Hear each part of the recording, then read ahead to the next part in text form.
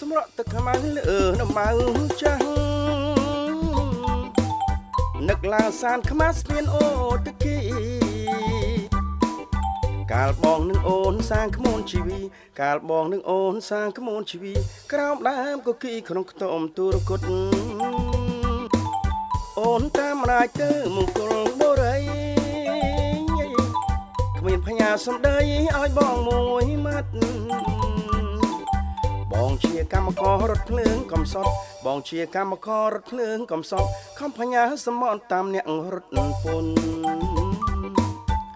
ស្រាប់តែអូនមានថ្មីហើយជីវិតខ្ញុំអើយຕົកស្មើសានធ្ងន់